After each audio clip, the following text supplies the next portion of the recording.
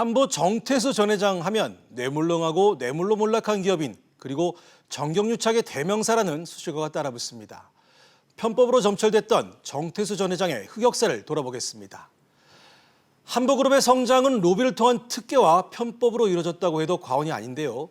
자, 김현우 기자. 네. 특히 한보가 대기업으로 성장하는 계기가 된 그 대치동 음마아파트 건설 과정에도 좀 미심적인 부분들이 있었다면서요. 네, 그렇습니다. 정황상 로비와 편법이 의심되는 부분이 있습니다. 네. 먼저 원래 음마아파트 부지는 버려진 유수지였는데요. 이곳을 정태수 전 회장이 헐값에 사들이고 난 다음에 용도가 주거지로 변경됐습니다. 네. 또 음마아파트를 지을 때 한보주택은 무주택 서민을 위한 아파트를 짓겠다며 주택융자를 받았는데요. 분양가는 1970년대 기준으로 고가인 2천만 원을 넘어 정작 무주택자는 살 수 없다는 비판을 받았습니다. 이런 논란에도 음마아파트는 당시 석유파동으로 부동산이 각광을 받으면서 분양에 성공했고요. 한보는 음마아파트로 2천억 원을 벌어 단숨에 대기업으로 성장했습니다. 그렇군요. 하지만 결국 아파트 건설 관련해서 정태수 전 회장의 그 초대형 비리가 만천하에 드러나게 됐습니다. 네, 그렇습니다. 1995년이죠. 그때 노태우 전 대통령에 대한 비자금 수사가 진행되면서 네. 정태수 전 회장이 노 전 대통령에게 1990년 150억 원을 건넨 사실이 드러났습니다. 수서 택지 개발 지구에 민간 아파트를 짓기 위해 벌인 로비였습니다. 네. 서울시는 수서 지구에 무주택자를 위한 주공 아파트를 지을 계획이었기 때문에 민간 분양을 막고 있었는데요. 네. 뇌물을 받은 노 전 대통령이 고건시장을 경질하는 등 서울시의 압력을 행사해 결국 1991년 수서 지구는 민간 주택 조합에 특별 공급됐습니다. 이 당시 정 전 회장은 노 전 대통령뿐만 아니라 정부 고위 공무원, 여야 국회의원들에게까지 로비를 벌였는데요. 네. 지금 최순실 게이트와 비교될 만큼 사상 최대 규모의 권력형 비리였습니다.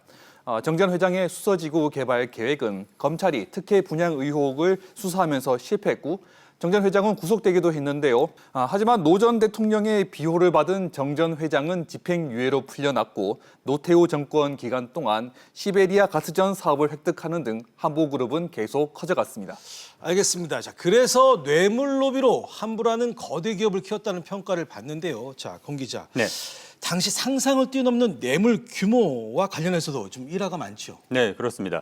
정태수 전 회장은 사과상자하면 뇌물상자가 떠올려지게끔 만든 대표적인 기업인입니다. 네. 현찰 10,000원권으로 전달을 했는데 사과상자는 2억 원을 건넬 때 골프 가방은 1억 원, 007 가방은 5천만 원을 줄 때 이용을 했습니다. 네. 사과 상자를 전하면서는 아주 특별한 사과니까 잘 드시라는 말도 했다고 전해집니다. 예. 정 전 회장은 상대가 기대하는 액수에 0을 하나 더 붙여 줄 정도로 액수가 컸고 또 철저하게 사후 관리를 하고 별명이 자물쇠일 정도로 입이 무거워서 뇌물을 받는 사람들도 안심을 했다고 합니다. 네. 하지만 검찰 수사에서 뇌물을 받은 인사들이 혐의를 부인하자 대질신문을 자처하기도 했다는 일화도 전해지는데요. 네. 자신이 진술했던 금액보다 실제 건넨 뇌물이 더 많아서 자백을 할 것이라는 확신 때문이었다고 합니다. 알겠습니다. 로비의 규제였던 정태수 전 회장은 한보 부도 사태로도 결국 구속됐고 청문회에도 끌려 나왔는데요. 자, 김 기자. 네. 그런데 청문회에서 잘못을 전혀 뉘우치지 않는 태도 때문에 논란을 일으키기도 했었어요. 네, 1997년 한보 청문회에서 정 전 회장은 자신을 주인 그리고 직원을 머슴으로 비유했습니다. 네. 한보 최강에 3천억 원이 추가 투입됐어도 2달밖에 버티지 못했을 것이라고 임원이 검찰에 진술한 내용을 이상수 전 국민회의 의원이 밝히자 정 전 회장은 머슴이 자금을 어떻게 합니까?라고 발끈했습니다. 직원을 하찮게 여기는 이런 재벌의 태도로 국민적 공분이 일기도 했습니다. 예. 또 조순영 전 국민회의 의원이 외압 없이 거액을 대출받을 수 있었겠느냐는 지적에 정 전 회장은 조 의원님은 은행에서 10억도 대출받지 못했을 것이라며 오만한 답변을 했습니다. 네. 자신에게 불리한 질문에는 모른다고만 답변을 제대로 하라는 질책을 받자 검사가 물어보지 않은 답변을 하지 않겠다며 의원들을 무시하기도 했습니다. 알겠습니다. 정태수 전 회장의 불법 부정의 결정판은 앞서 잠시 언급했듯이 한보 사태를 부른 건국 이래 최대의 금융비로 꼽히는 불법 대출 사건인데요. 자세한 내막은 잠시 후에 살펴보기로 하고요. 자, 권 기자. 네.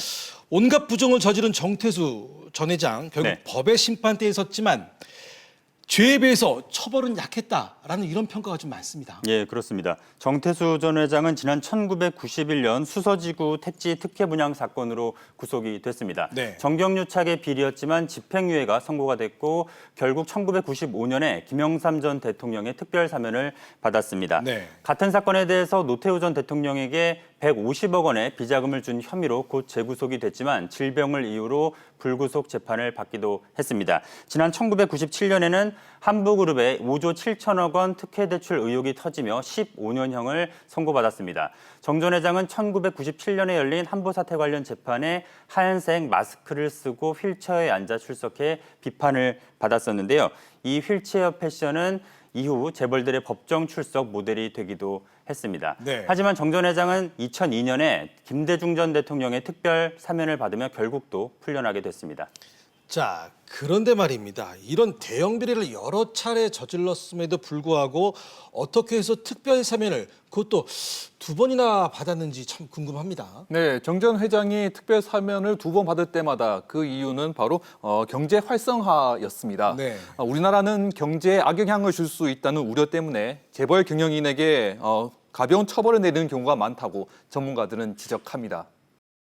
회계 분석을 했는데 거기서 보면 이제 기업의 그룹의 규모가 커질수록 좀 관대한 판결이 나와요. 암묵적으로 좀 경제에 미칠 영향에 대한 우려 이런 것들을 이제 사법부가 하고 있는 것 같아요. 네, 또 정 전 회장이 노태우 전 대통령 그리고 김영삼 전 대통령의 아들인 김현철 씨 등 최고 권력자들에게 로비를 했기 때문에 검찰과 법원이 처벌에 부담을 느꼈다는 그런 추측도 있습니다. 알겠습니다. 그리고 정태수 전 회장에게는 4명의 아들이 있었는데요. 자, 공 기자. 네.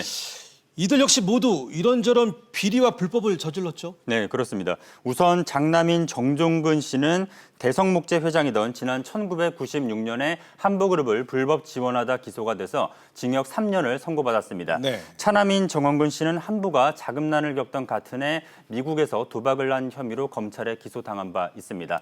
3남인 정복은 씨와 4남인 정한근 씨도 한부 사태에 따른 불법에 연루됐습니다. 또 각각 660억 원, 290억 원이 넘는 국세를 내지 않아서 고액 체납자 명단에 올라 있는 상태입니다.